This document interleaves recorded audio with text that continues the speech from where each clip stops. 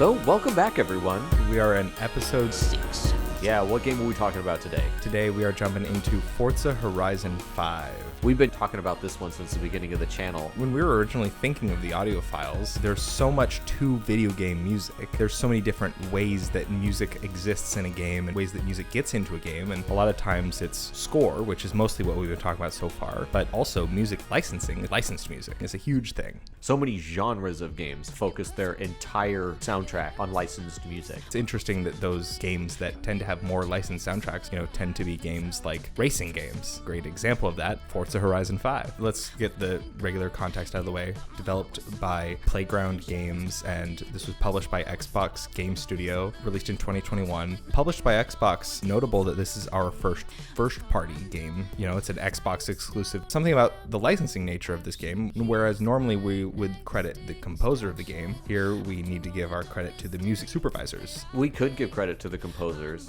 all like 612 of them. Instead, we're going to give credit to the music supervising team.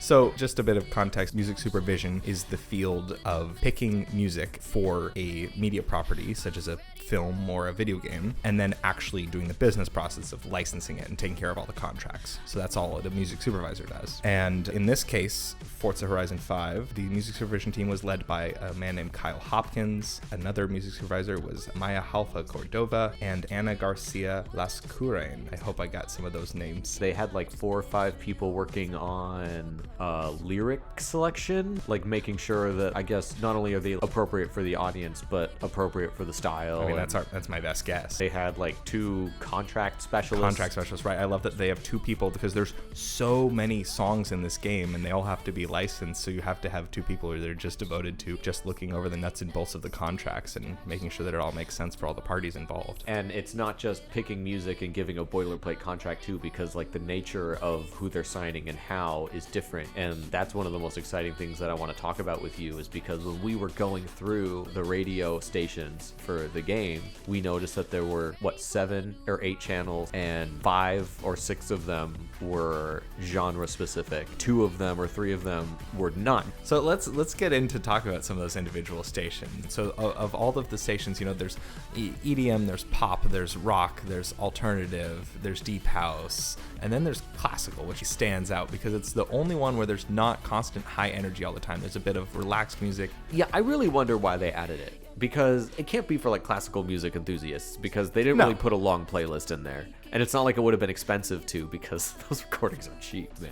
Was it like for humor? That was going to be my point in bringing this up. Levity and humor and goofiness perfectly fits the tone, that self-aware, funny. How funny would it be if, as you drive your super truck off a mountaintop while water music a la hornpipe is playing? Right. It's an open world racing game where you're going around choosing what activities you're going to do, and that means you need to curate your own music experience more, and giving you a couple of different stations to play through gives the player control over what kind of experience they want to have. If you're somebody who's playing this game because you love supercars and you're a racing enthusiast, then you may not even play with music on, and if you do, you might play with like some deep house or like some very hypnotic music that's very repetitive. If you're like me and you're just trying to play the game for pure fun, then you put on the classical station because it's a bit silly. It's been a long time since I played the new Burnout games, but the old Burnout games that I still bust out on the regular, they don't really have radio stations. They just kind of play a playlist. Not ubiquitous amongst all racing games. There are racing games without it. And that's a really interesting point. In those racing games that don't have radio stations, it's probably either a racing sim where you're just racing around a track and not around like an open world. Yep. So you don't need to give the player custom control over what music they're hearing, because you, the developer, are curating the gameplay experience much more closely minute to minute. Yeah, and it wouldn't really make sense tonally if you're playing like a drag racing game and you're turning on the radio, and I don't even know if this thing has a radio, I saw the Epitaph station and I was like, I thought I remembered in the recesses of my brain, I'm like, I've seen that logo somewhere before. So check this out. I was like, no, I like listening to that one punk station, but why can I never remember which one it is? Why are there 2 that sound so similar?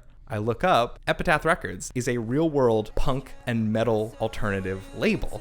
They are trying to secure promotion for their artists. People are going to look up that Epitaph Records station. They're going to find out it's a real record label. They're going to go to epitaphrecords.com, and they're going to go to their D2C store, and they're going to buy records. And then there was more. One. Yes, there's Hospital Records, which is a dance label. Imagine if you see a vending machine in the game and it says Pepsi on it. Like, that's what we're talking about. I don't know this, but I would bet that these labels gave them a cut on the sync licensing. They took a much lower fee for the license, or might have even done it totally gratis without any fee, just for the pure promotional value, because I imagine there's huge promotional value in those. I wondered how many studios reached out. I wonder if this is a common practice thing too. Is this game breaking new ground, or has this been in the nature of the business for like a few years? Well, let's bookmark this into the future of the audio files as we look into more games with licensed soundtrack. Before we go, I do want to talk about some favorites. I mean, I'm a big Porter Robinson fan, and when I was playing and that came up... makes me smile every time. Yeah. What song is it? It's one of the big hits, too. They didn't pick a B-side, which I thought was clever. That must have cost a lot. The Porter Robinson Look at the Sky, and my head spun, and I was like... Such a good song. Yeah. So I'm like, okay, this is probably going to be up my alley for most of my gameplay. Right. And there was a Sad Alex song called... New Heartbreak. It was cool. There's also a Dua Lipa song in this game. What song is that? Oh, I could doodle. That one. Right. Okay.